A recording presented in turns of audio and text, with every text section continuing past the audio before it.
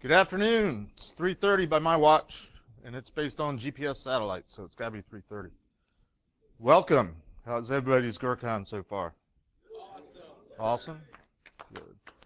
Out of curiosity, how many people were at my talk here 2 years ago by any chance? Couple? Good, good. I'm not repeating a whole lot, but I will fill in a couple gaps for all of the new people here. My name is Jeff Mann. I'm giving a talk, More Tales from the Crypt, ... Analyst. Pretty much the purpose of the talk today is what I did at NSA in my final couple years, which was help to form the first penetration testing red team that NSA had. So that's what you have to look forward to. I need to start with an apology. When I started doing this stuff about 25 years ago, there weren't a whole lot of screenshot apps. So I really struggled to find meaningful pictures and illustrations to help illustrate. So sometimes you might have to use your imagination. Technology's come a long way. I also want to try to make this a little bit interactive and a little bit informative and instructional. And I am going to ask for audience participation. Primarily, I'm going to occasionally throughout the talk, and I sure hope I can get through all my slides. I'm going to be very fast-paced today, hopefully. But I'm going to share some dates in history, and I want you guys to tell me what's important about the date. For example, anybody know what's important about this date? Shout it out if you know it or want to guess. 3, 2, 1, give up. And that technically happened after I left the NSA. So it has nothing to do with my talk other than it's fun. I was at NSA for about 10 years, from 1986 through 1996.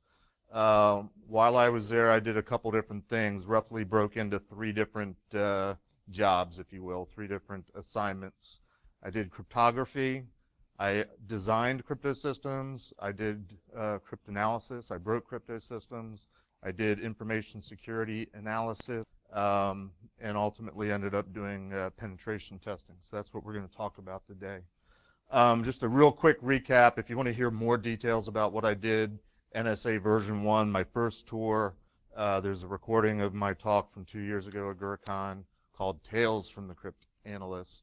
But just a real quick recap, sort of the highlight of my first 3 years at NSA was I worked in the manual crypto systems shop. We dealt with paper products, primarily one-time pads, and that was in the very beginning when people were starting to get desktop computers. We had a customer that said, is there any way we can use that computer to do this manually laborious task of encrypting and decrypting messages? And we're like, sure, that seems reasonable.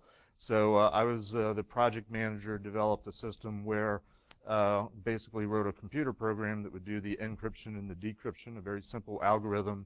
But the biggest thing that was the one-time pad, which is the key, was produced on a floppy disk. That was done at a time at NSA when NSA, all they did was build little black boxes. I had a chief scientist at the time say to me, well, I said to a group, and I overheard him, there's really no such thing as software here at NSA. It's all firmware. I had to go through a design process. I had to follow a whole bunch of rules in terms of building a product. I happened to have a lot of free time, so I drew this on some early graphic, something or other with the computer. Up there it talks about FSRS. That's Functional Security Requirement Specifications, written for hardware. I had to follow them. So I basically had to rewrite them in terms of a context of a software application. Begrudgingly, I was able to do it. I had this fun little cartoon up in my cubicle for years. The point is, it had never been done before. I had to rewrite the rules, and my boss, who gave me an award after I got a cash award of like $500 for doing this thing, and that's him presenting. That's me younger with hair, and I used to have to wear a suit. But he said at one point about me that I'm a loose cannon, and looking back on it, I kind of took that as a badge of honor. So that's version 1. Version 2 of my NSA career, I went over to the operations side of the house. I became a cryptanalysis intern, so that's where we started. I was on the side where we actually broke codes and intercepted communications. Highlights of that was I went down the road to Fort Meade proper. That's the little area photo. It was a big deal when they put a sign out on the highway outside of Fort Meade saying this is the exit for NSA, because when I was hired, and for many years, you didn't say that you worked at NSA. You weren't allowed to. And it was rather, I grew up in Maryland. I never knew it existed. It was very, very low key. Highlights of version 2 is I was on the outside of the house during Desert Shield, Desert Storm, our first little skirmish in the Middle East. And I was working towards being professionalized, my one certification that I have, which is as a cryptanalyst. But on to the fun stuff, version 3. My final tour as a cryptanalysis intern, I'm going to try not to say that again, was back on the InfoSec side of the house, the defensive side of the house, in an organization called Fielded Systems Evaluations. And the concept was pretty simple. NSA had made its living off of reading our enemies and other countries' communications and signals and traffics and messages. And very often the way we are able to do that, was because the people that were using the systems didn't use them properly. They didn't change default settings. They used key more often than they should. A one-time pad is the most secure system in the world if you use it once. If you think, well, let's save paper and use the same key for 30 days instead of 1 day, you start introducing problems, and that makes it so that the systems can be solved. People wouldn't change default passwords, default settings. Any of this sound familiar? It's weird how that kind of stuff works. But one of the branches within this division was focused on, at the time, what was called network systems. And back then it was mostly mainframes that were talking basically over phone lines. And if you think back of the movie War Games, which actually came out in 1983, which was a full 10 years before I'm getting started at NSA doing this stuff, that's kind of what hacking was back then. But we were looking at the systems that we had built, that NSA had built, and how they were implemented and used in the field, because we figured, well, gee, if all of our enemies misuse systems, and we produce the best systems in the world in the laboratory, and we set up, this is how you use it securely, and this is how you use it to, in its best manner. How do we know that the 18, 19-year-old radio operator out in the field hasn't found a shortcut, hasn't found a way to bypass some of the crypto or bypass some of the security? So we were involved in looking at how things were being used, being implemented in the field, because lo and behold, things tend to fall apart if they're implemented improperly. Again, that should sound familiar to you guys. Very early on when I was in this office, something happened that changed the world. So here's another one of those dates. Anyone have a guess? Say? I don't have time for people to Google. Yes, take a guess. No, but that was probably, a little bit later. But no, I don't have time for you to guess long. I'll have to tell you what it is. Wasn't the first browser, but Mosaic came out, and I actually found this is kind of what it looked like. The first web browser that kind of became mainstream and gave people all over the world the idea that, hey, there's this thing called the internet, and it can connect everyone, and everybody can communicate and share information freely, and it'll be wonderful, and life as we know it changed. And here we are today. So very quickly after that happened, and we started taking notice of, there's more stuff going on the internet, there's more things that are getting interconnected that formerly were not connected. Very immediately, the idea was, well, how do we protect things? And I actually have these props. I wanted you to note from the titles that back in the day, it was all about internet security, how to be secure if you're attaching to the internet. I have these books. These were the Bibles of the day. These were the first books written about all this stuff that we're doing here today. This was written by a guy named Gene Spafford, professor at Purdue. He's still around. We'll get back to him.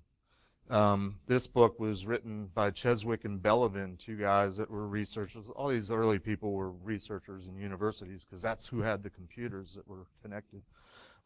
This happens to be an autographed first edition copy, and Bellavin actually wrote to me in cipher. It's either Rot 1 or Rot 25. You can help me figure that out, Dave. You guys are welcome afterwards. I'll have these out if you want to look at them. Again, my point is, in the early days, we called it internet security, and this very quickly got the attention and the interest of people that I worked with in this office. Hey, network systems, internet, let's learn how to hack. So we put a team together, and it was basically people that had interests and likes and were kind of curious, and some of us were loose cannons, and we wanted to sort of buck the rules and do things that had never been done before. The deputy director at the time, he had a vision. And his vision was simply more or less along these lines. All we need is a bunch of people, these smart young hacker types, with long hair and living alternative lifestyles and, have no skin color because they live in closets and basements, they were younger, so they, hadn't gained weight from all the years spending in their bedrooms, so they weren't 600 pounds yet. But he had this idea of putting all these people together. Well, NSA has and had a lot of smart people, and what government agencies often do is they go through a reorganization. So they put together a center of excellence, which took a few of us, of these young hacker kids. There was only half dozen of us or so at the time, at least, that got pulled into this group. And we launched this thing called the Systems and Network Attack Center, or the SNAC. If you Google the SNAC today, you can find documentation that they've published over the years, like how to harden Windows NT and stuff like that. It goes way back. We always thought it was kind of cool. Our organization designation was C4, so we felt like we were explosive. But our mission was basically to be a center of excellence. The management at the time, we've got a lot of smart people at NSA, and we can beat the world at all this. We can be the first ones to discover vulnerabilities. We can be the first ones to discover how to harden things and what are the proper configurations, and we'll rock. And we were like, yeah, there's only a few of us, and there's the whole world out there. But that was the belief of management at the time. So had this small group of guys that were together. We had been part of a branch, and we got pulled together into this new thing called the SNAC. And we wanted to learn. We wanted to learn the hacker mentality, hacker culture. We wanted to learn how to do things and become good hackers. We wanted to learn. We wanted to be good at what we did. So we took a road trip. At the time, in those days, I don't know if it's still true or not, but the networks that existed in the military were owned and operated by the Air Force. And the Air Force had opened up an organization called the Air Force Information Warfare Center, which was down in San Antonio, Texas. In putting this talk together, I actually was fortunate enough to talk to a couple people that I had met 23 years ago when we took this road trip down to Afwick to learn what they were doing, because they were basically the first security operations center. They were monitoring the networks. They were the Air Force had their own CERT, their own organization that was putting out vulnerability notifications or notifications of attacks and breaches. So we went to learn. We met these two guys. They're both Air Force captains. The one on your left, Kevin Zeiss, he actually just passed away about a year and a half ago, but a pioneer and founder in this industry. The person on the right, also an Air Force captain, Scott Waddell, he's kicking. I was on the phone with him last week. We probably spent about 2 hours. We hadn't talked in 20-some odd years, and we were just kind of kicking it old school and talking about the good old days and how all this stuff got started. These guys, and this is sort of old school version 2, they went on with a bunch of their friends who all mostly came out of the Air Force and an organization that was a contractor to the Air Force Information Warfare Center. They formed one of the first commercial security companies called the Wheel Group. Anybody ever hear of the Wheel Group?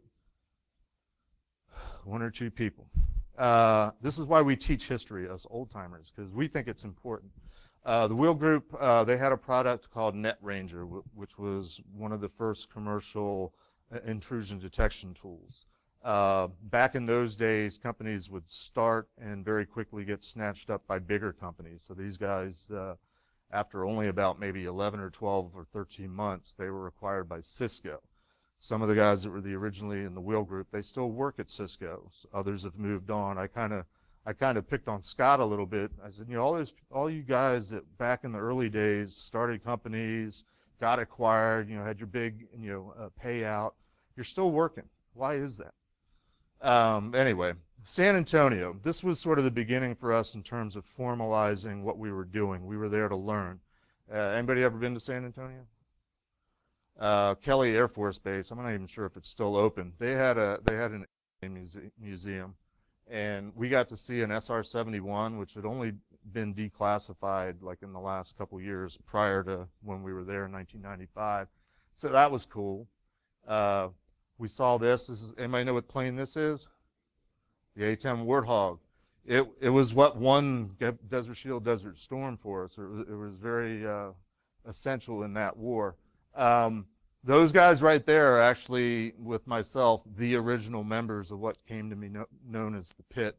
And none of them do I have their permission to say who they are. And I'm hoping that you won't be able to recognize any of them, because I pretty much don't recognize them at this point. But, you know, San Antonio, we got to see the Alamo. We ended up on the Riverwalk, and we were introduced to the 46-ounce margarita, which I highly recommend if you're going to have a career as a hacker, to have 46-ounce margaritas at some point. That was important to us because in building our hacker culture, and one of our takeaways from AFWIC was we rearranged our office. And it may seem silly now, but we were in cubicle land where everybody had their own little space that was not OSHA compliant. We didn't have enough square footage of what we were supposed to have, and everybody just kind of faced each other and themselves. And we learned at AFWIC that they sort of had this open concept, and they had a round table. It took me a long time to find a picture of an office space with a round table, and that's sort of what I came up with. But we did that. So we were all in the perimeter, and we had a table in the middle that was round, and whenever we had a problem that any of us was working on, any of us a round table, and we would all have to stop what we were doing, spin our chairs around, come to the table, and we would, you know, talk it out. You know, we were all learning. We were all trying to learn from each other, and we all had something to contribute and share. So just from an organizational perspective, the round table was a thing, a very important thing for us. And we had brought back a glass that had held a 46-ounce margarita, and that sat in the middle of our round table. And it was actually filled by a bunch, you know, maybe 100, 150 little rubber balls, you know, the bouncy balls. And every once in a while, if we had to let off steam, everybody would just start winging power balls, super balls at each other, because that's how hackers rolled back then. We thought it was cool because we were government employees. We developed a methodology. There was no pen testing methodology back then, at least not formally written down. So we started to come up with, how are we going to do all this stuff? And we had, because we were NSA, we had all sorts of ground rules that we had to follow. And the ground rules existed for reasons, and it had a lot to do with the law and what NSA is allowed to do and what NSA is not allowed to do. But the upshot of all these rules was, if we wanted to do an assessment, if we had a customer, if we had some organization or group that they wanted us to do our thing, we had to go through all sorts of permissions, which would take literally weeks. And we weren't allowed to do anything until these permissions had been granted. Of course, nobody was monitoring back then, so we usually did all this stuff first, and, you know, as a proof of concept, and we would write up our attack strategy and then wait the month to get the permission, and it was magic how quickly it happened. But we also came up with a methodology, and you know, pen testing is pen testing. I don't think this has changed a whole lot. We call things slightly different terms these days, but, you know, you start by trying to figure out what your target is. You try to learn about your target, both, you know, at a technical level, but also at a human level, at an organizational level. You plan, you figure out what you've got to work with, you probe the networks, you probe the targets, you find the weaknesses, the holes, and you go after them and you try to attack them, and then you write up what you did. Not a whole lot different from what exists today, and of course you can spend thousands of dollars and go to courses and learn all this stuff, and there's books that have been written about it. And this is not magical. We weren't the first ones to come up with it. People that were pen testing and hacking in those days, we all sort of gravitated to this is how you do it. We just happened to be first at NSA doing it. I could easily, and I struggle with this, I could easily make this a talk about how did we do hacking back in the day 25 years ago. And I might do that as a talk sometime, but I'm trying to focus more on the stories and sort of the history of how this all happened and not so much the technical aspects. But if you guys want it, let me know and I'll try to put that together. But to try to put this in context, and this is a short list, but these are the types of things that we didn't have in terms of tools and things to use back then. Things that are pretty much standard and part of the standard pen tester's toolkit today pretty much didn't exist back then. What did we have? So let's talk a little bit about tradecraft. And we didn't call it tradecraft back then. We called it tools and exploits, and we had a toolkit. And now's where it gets a little bit potentially sensitive. And this is one of those bureaucratic legal things with NSA. But when we were doing what we were doing, our customers were mostly the military and anybody that had a classified network. And the rule was anything that we did in terms of testing, assessing a classified network, any of our activities had to be classified at the same level as our target, as the network we were going after. So if we were looking at a top secret network that processed top secret data, everything that we did was labeled top secret. So technically what I'm about to go over probably is classified somewhere still to this day as top secret. So what I'm going to try to avoid doing is saying that we used any of these particular techniques. What I will say to you is these are things that were readily available back in the day, and they were pretty much, most of them, as you'll see, were pretty much open source, which was one of our frustrations, and we'll get into that in a little bit. But this is kind of what we could have used if we were doing this kind of stuff against a particular target. Everybody with me? That's my disclaimer. We had network sniffers back then. They were machines. They were built by companies like Hewlett-Packard. They were on carts, and we would come around and plug them into like routers and monitor networks that way. We did have something called Satan, which was one of the first vulnerability scanners, and we didn't even really call it a vulnerability scanner back then, but that existed. Another one of these dates for you. Anyone have a guess? Probably not. I'll end the suspense. Anybody ever hear of BugTrack? Anybody know what BugTrack is? You're about to learn.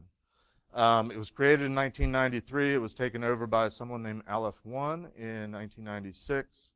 And what it was basically a mailing list, a digest where people could write in and report vulnerabilities. It was sort of a vulnerability notification, but it was sort of a common place for everybody to go to look. Oh, I'm using a such and such, or I'm using this operating system, or I'm using this application. You could go to BugTrack and search and see if anybody had found vulnerabilities or bugs with the particular thing you were looking at. It was also an early notification for anything that we were using. So it became a common source of information of what's going on in the world, what are people breaking into, what are people discovering in terms of vulnerabilities. We also had cert advisories. I mentioned Air Force certs earlier, but there are several different cert groups. Here's one that came out in 1996. And if you're reading it, you should start chuckling pretty soon. We had a sense of humor back then, at least the cert did. That cert was issued during the release of the movie Independence Day. And it's all about the alien virus that took over the Earth. A little bit of humor back then. You were supposed to laugh more. Real quick examples of open source. We had FAQs that we could find online.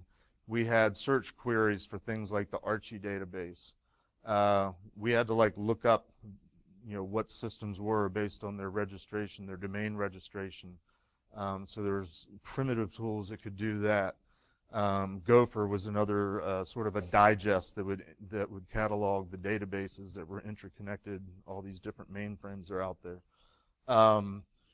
One of the very first search engines was a tool called Alta Vista. It was my favorite at the time. Netscape browser came along, so we had began to have the ability to search for people online. And over time, more and more people were adding more and more data and information. They were digitizing it, so it became available in these search engines. And Yahoo was actually one of the early popular search engines. So you could start, what we would call open source intelligence today. You could check out companies, you could check out people, if you could find them. I mean, back in those days, you didn't necessarily know who worked for a particular company or organization that might be your target. You didn't necessarily know what their email address is, which was their user ID, might use to try to break into a network by stealing credentials or guessing credentials. These were all things that were, we take for granted these days. We can go to LinkedIn and find 10,000 employees at a company, and all their email addresses are alias, so we can pretty much figure out what their names are and what the permutations are and pretty quickly guess their usernames. Not so back in those days. We had primitive tools for once we had targets, probing networks, probing all the ports. A popular tool was one called Strobe. Again, we had to look up who owns this particular IP address. There was no private addressing back then. If you were on the internet, you had a routable IP address, even if you were behind the firewall. So if you're going after a company, that company would own some segment of the network space. They would have some sort of domain. They would own a Class C or several Class Cs or a portion of a Class C network. Does anybody know what a Class C network is? No, we don't care about that. Well, I'm good. I'm glad a lot of you people know it, but we don't really care about that these days.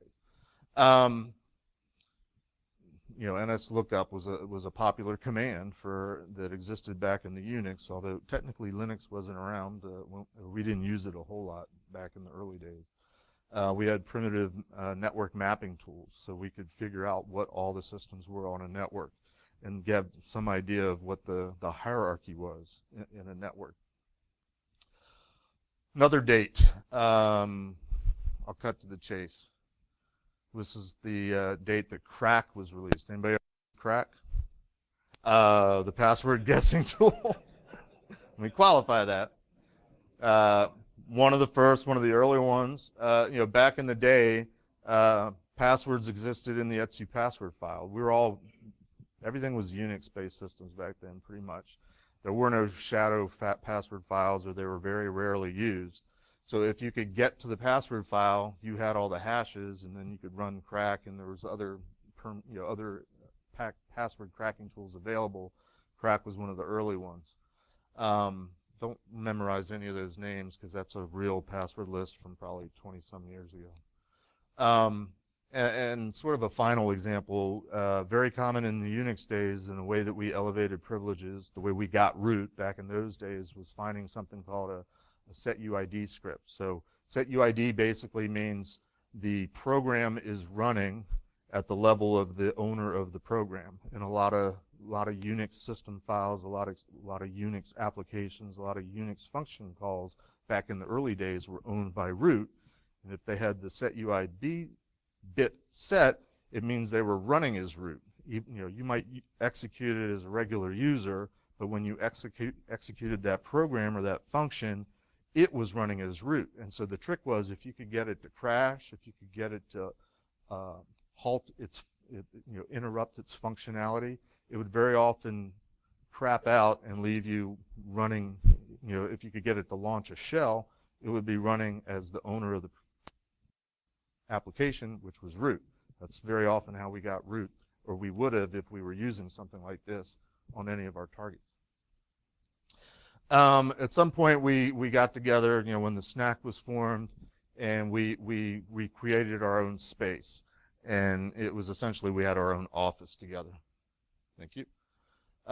We were located, this is in Maryland, near BWI Airport. Has anybody ever been to BWI Airport? This is right outside a whole complex of buildings that have fences around them. If they have fences around them, chances are they're NSA. This one building in particular was called Phoenix 3, and the arrow points to roughly the corner of the building where we had our office. The reason why this has sort of become famous is there was a book that came out a couple years ago called Dark Territory. Anybody ever seen the book, read the book, heard of the book? Sort of recommended. It's mostly true. In that book, there's a chapter called Eligible Receiver. In that chapter, there's a paragraph. I'll do a dramatic reading quickly. The NSA had a similar group called the Red Team. It was part of the Information Assurance Directorate, blah, blah, blah, blah, blah. The defensive side of NSA, stationed in Phoenix, blah, blah, blah. During its most sensitive drills, the Red Team worked out of a chamber called the Pit, which was so secret that few people at NSA knew it existed. So that's the folklore that grew out of this office that we nicknamed the Pit because we were trying to be cool and edgy and different. And if anybody ever remembers the show MASH, the doctors in MASH, the tent where they lived was called the Swamp. So the Pit just became a variation of, we need to come up with a name for our space. So we called it the Pit. And somewhere between then and now, that turned into folklore, and we were written about in a book. The Pit was really just a group of what ended up being 6 guys. Oh, it worked. We used to have this on our laptops, and so when we'd go to a client site, we'd open it up and start playing this. I don't know if it ends up on the recording, but I'll turn that off now. I've never done sound in a PowerPoint before. I'm kind of stoked. There's 6 of us. 2 of us, as the moniker suggests, still work at NSA. 2 wish to remain anonymous, and they're out in the private sector. It's myself and the last guy there, Ron Gula. He was the founder of Tenable. So that's the Pit, 6 guys. We had issues doing pen testing at NSA. I alluded to it earlier. The mission, and I couldn't find an old version of the mission, and information assurance is what our group came to be known as after I left. But essentially, the defensive side of the house when I was there was building secure crypto systems. We supplied crypto and secure communications for the military and for the government at any level that involved classified information, so it was a lot. And we were kind of a one-stop shop. When things started happening in the early 90s, when technology started advancing, when when there became this thing called public key cryptography, NSA started going through, at least the InfoSec side of the house, started having a little bit of an identity crisis. They started experiencing competition because there were now available cheaper and more diverse ways of doing cryptography where you didn't have to go to NSA necessarily, even though that was the tradition. So NSA as an organization, as a business, they kind of struggled with dealing with competition at one level. Another important date, that was the date that PGP was released.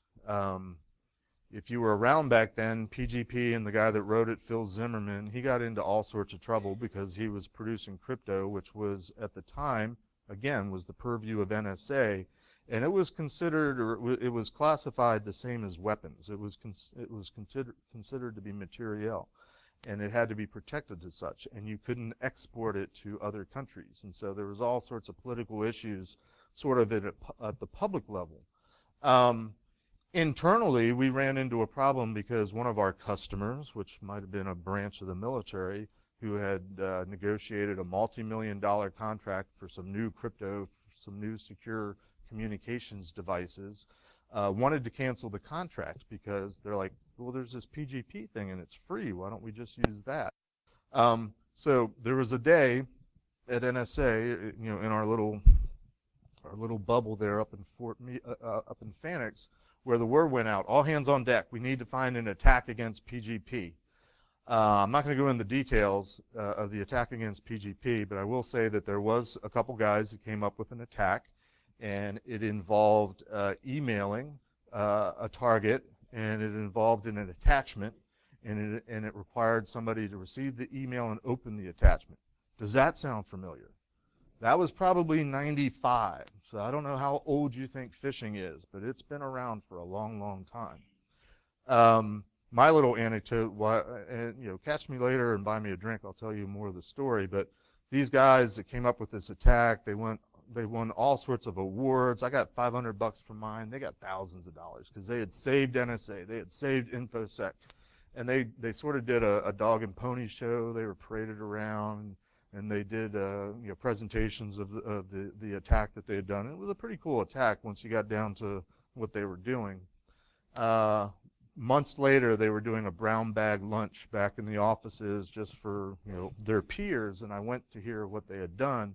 And as they described it, I said, well, that sounds very interesting, but wouldn't that same technique work against our own crypto? And they stopped and paused, and they said, yeah. I'm like, then what's the big deal? And they're like, well, we weren't tasked with finding attacks against ours. So anyway, politics.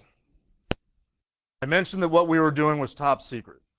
Anything that we applied had to be classified to the level of the target. And that became very problematic, not only because of the time it took to get the permissions, but what we were doing that was considered to be classified.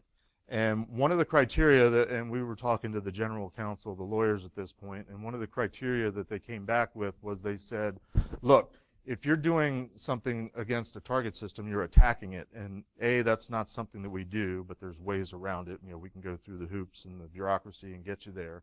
But if it's an active attack, if you're going after something, there's this whole rigmarole, as I described earlier, take weeks and months to get permission to do it. So I am going to share with you a top secret now, because it might have been something that was used against a classified system. You ready to see an attack tool?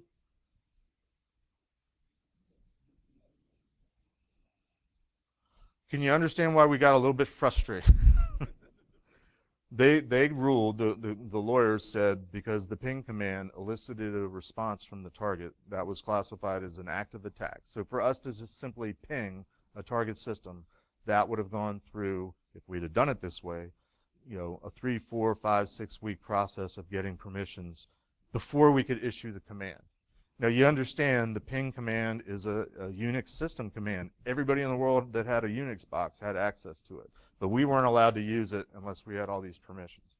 So what that meant was we decided we needed to talk to the lawyers, and for some reason I felt like I could converse with lawyers, so I sort of took that on as my sort of side project. Other guys were better at sort of the technology and digging into things and breaking things. I always felt like I was a business major. Technically, I was more able to converse with other people and sort of speak in different languages and try to translate and be a mediator. So I took on the role of trying to explain to the lawyers what we were doing. The premise was, and they were trying to be flexible, and they were feeling the pressure of all the rules and everything and wanting to be responsive to us. We were their customer in this instance, but their customer was also the NSA itself, the senior level management, the country, and all that kind of stuff. But they came up with the idea of, well, why don't you just tell us what all the different tools and functions and applications and things are, and we'll sort of evaluate them one at a time, and we can pre-approve them, so then when you get a job, you can just sort of a la carte say, we're going to do this, this, this, this, and this. You've seen them all before, pre-approved them, you're good to go. And that was the idea of streamlining the process. What I tried to teach them was, so much of these attacks that we were doing was just basic functionality and features of the operating systems and the applications running on the operating systems. There was really nothing fancy about it, and it had much more to do with the methodology. We didn't know what we were going to run into until we did some of the things that you said we can't do until we tell you exactly what we're going to do. So it's sort of a cart before the horse type of thing. Popular show at the time was called Home Improvement, and they had a sub-segment in that show called Tool Time. Anybody remember Tool Time, Home Improvement? That's what we called it. I used to spend once a week with the lawyers, and we'd sit down at a computer terminal, and I would basically teach them the Unix operating system and what you could do with it. Fun with file permissions, fun with the set UID scripts, fun with making things hiccup and do different things. And usually I would do things at the time, and this is where, if only I had time to tell more stories, I would usually abuse him in some way, like I'd set something up so that the next time he came back, I had been on his system for a week and had time to dig through and find all sorts of neat things, because there were no rules at the time, and it was meant to be an educational process. Word got out.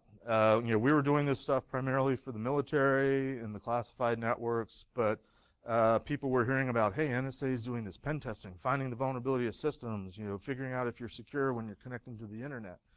One of the members of the pit, after my departure, sent me a copy of this article. It technically came out in '98, which is after I left. And I'm sorry, there's not a more sexy way of showing this to you, but it basically talks about in this article how NSA is doing all these pen tests, and they're doing it for all sorts of people that are unclassified networks, and that's what not what NSA is supposed to do. That's the purview of NIST. Back then, NIST was a joke. They always came to NSA for any kind of technical expertise, especially at a pen testing level. And this is really bad because NSA is really powerful, yada, yada, yada. This is a letter that came into us during my time, and it came from the Attorney General asking for help to do a penetration test. Unclassified network. I was working with the lawyers. You can see my name's up there. I'm sorry, not yet. My name's on the response back saying, yeah, we're going to do it, and Jeff Manning will be your point of contact. I was working with the lawyers. I was working with NIST. I was working with another organization called DISA, the Defense Information Systems Agency, because there was all sorts of hoops to jump through. It was about a 2 or 3 month long process to try to get all the signatures and follow all the rules and protocols, and NIST had to, there had to be this formal request that came from the Department of Justice, from the Attorney General. It had to be cabinet level, and so on and so forth. And while all this is going on, the DOJ website got hacked. This is one of the first breaches. This is sort of a completely another story, but just the highlights are it happened.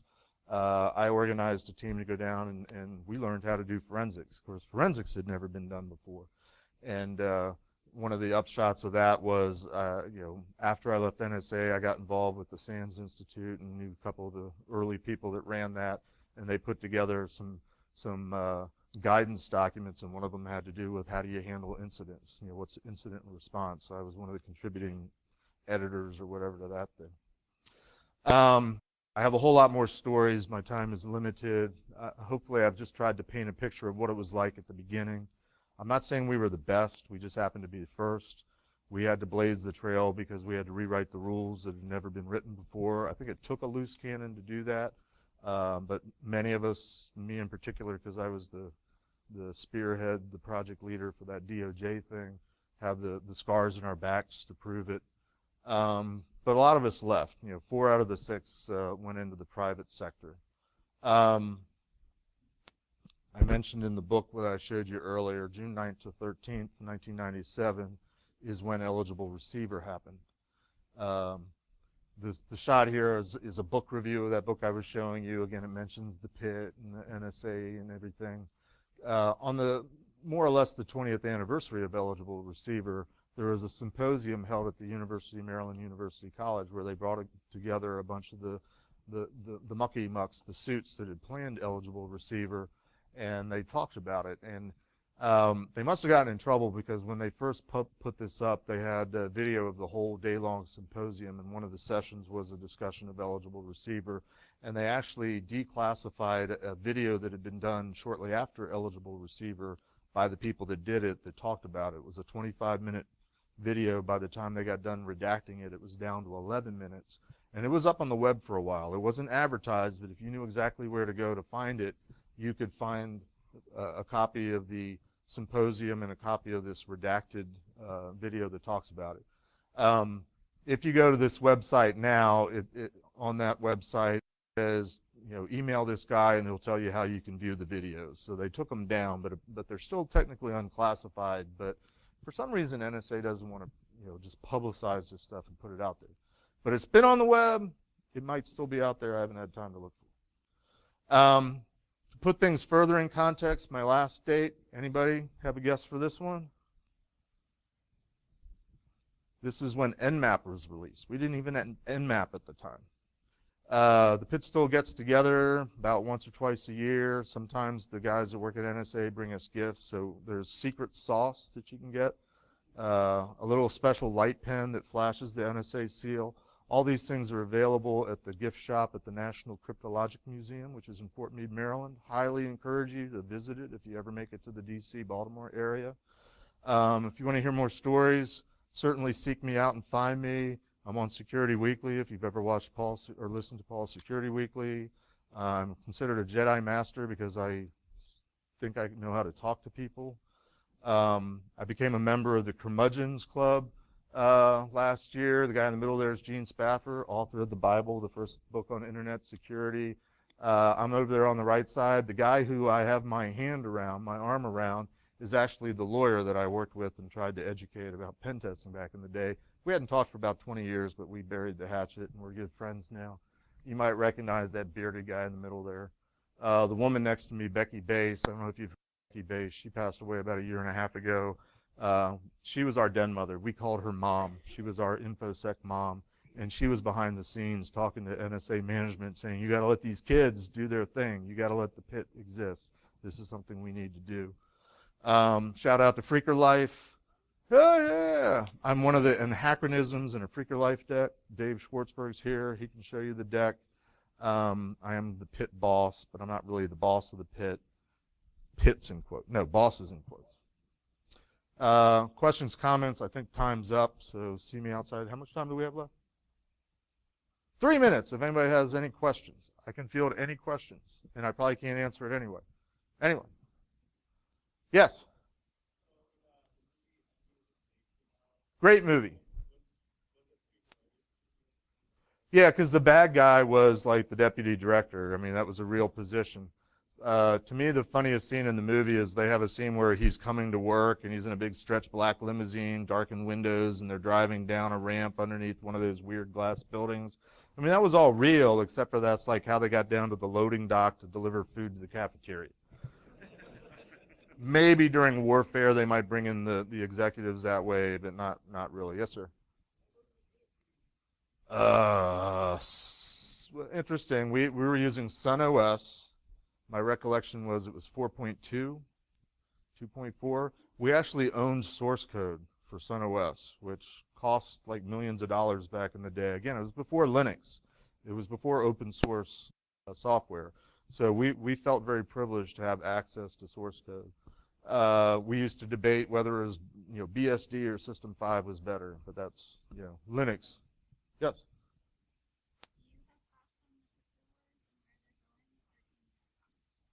I have thoughts, but I don't have time, and that's best served over a drink.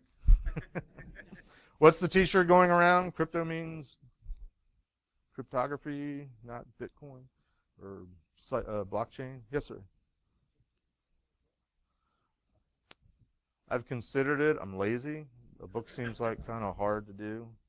I've done a book forward. There is a book that's supposedly coming out sometime where I did a chapter, but it was more like I filled out a questionnaire, and somebody in the community is trying to put together a compilation of different people telling war stories.